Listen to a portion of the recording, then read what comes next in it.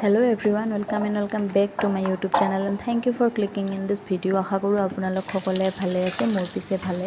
মই আজি আপোনালোকৰ লগত এটা ৰেচিপি শেয়াৰ কৰিম। ৰেচিপিটো হ'ল এগ পোলাও।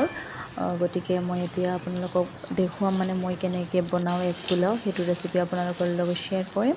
গতিকে ভিডিঅ'টো স্কিপ নকৰিব আৰু শেষলৈকে চাই থাকিব।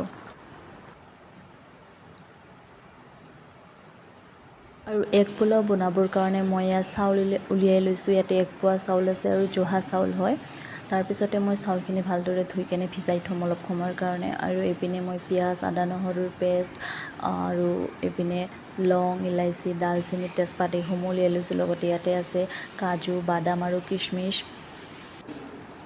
এইপিনে মই 3টা কণী বইল কৰি লৈছোঁ আৰু লগতে এটা আলুও এনেকৈ কাটি লৈছোঁ। এতিয়া এইখিনি কণী যিবিলাক আছে কণীবিলাকত এনেকৈ কাট লগাম, যাতে যিবিলাক মছলা হয় মছলাখিনি কণীৰ ভিতৰত সোমাব পাৰে। এটা এটাকৈ গোটেইকেইটা কণীতে এনেদৰে কাট লগাই ল'ম। আপোনালোকে পোলাও খাই ভাল পায় নে নাই? মই কিন্তু বহুত পোলাও খাব ভাল পাওঁ। একো নহ'লে মই পোলাও বনাই খাওঁ। তাৰপিছতে ইয়াতে হালধি, ধনিয়া গুড়ি, তাৰপিছত জালুকৰ গুড়ি, নিমখ এই সকলোখিনি দি কিনে এইখিনি ভালদৰে মিক্স কৰি ল'ম। হাতেৰে মিক্স নকৰোঁ, কাৰণ হাতেৰে মিক্স কৰিলে এতিয়া গোটেই হাতখন হালধি হৈ যাব। সেইকাৰণে ভাবিলোঁ হাতেৰে মিক্স নকৰি এনেদৰে ভালদৰে মিক্স কৰি লওঁ। তাৰপিছতে আমি গেছটো জ্বলাই ল'লোঁ আৰু এতিয়া ইয়াতে কেৰাহী এটা বহাই দিলোঁ। তাৰপিছতে কেৰাহীখন গৰম হ'ব দিম আৰু কেৰাহীখন গৰম হৈ যোৱাত ইয়াতে তেল দিম, মিঠাতেল।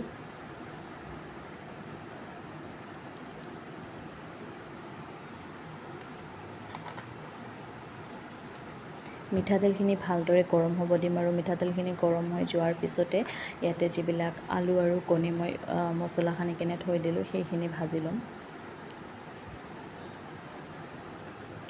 এয়া মই কণীসমূহ এটা এটাকৈ দি আছোঁ, লগতে আলুখিনিও দি দিম। দি কেনে এইখিনি ভালদৰে ৰংচঙীয়া কৰি ভাজি ল'ম।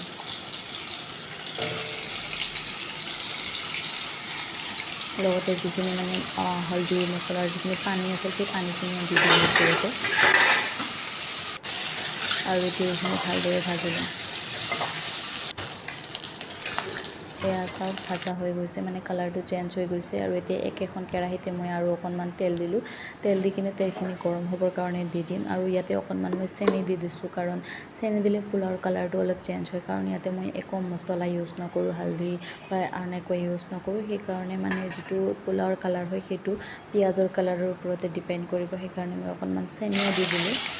আৰু এতিয়া যিমানখিনি মই পিঁয়াজ কাটি ৰাখিছোঁ সেই সকলোখিনি পিঁয়াজ ইয়াতে দি দিম। আৰু লগতে লং, ইলাইচি, দালচেনি, তেজপাত এইখিনিও দি দিলোঁ। আৰু এতিয়া এইখিনি ভালদৰে ভাজিম। পিঁয়াজখিনি একদম গল্ডেন ব্ৰাউনকৈ ভাজিম।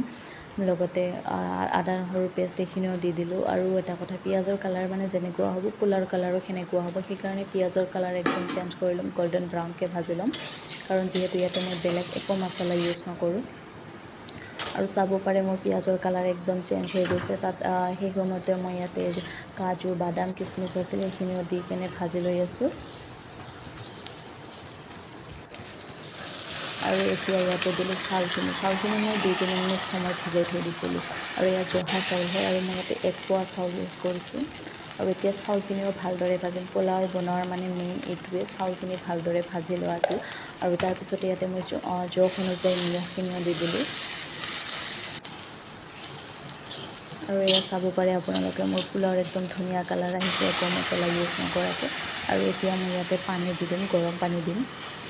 আৰু পানী দি কেনে ছাইডত যিবিলাক চাউল আছে সেইখিনিও মাজত আনি কেনে ভালদৰে মিহলাই কেনে লৈ ল'লোঁ। ছাইডত যিবিলাক চাউল লাগি আছিল সেইখিনিও মাজত আনি লৈ ল'লোঁ।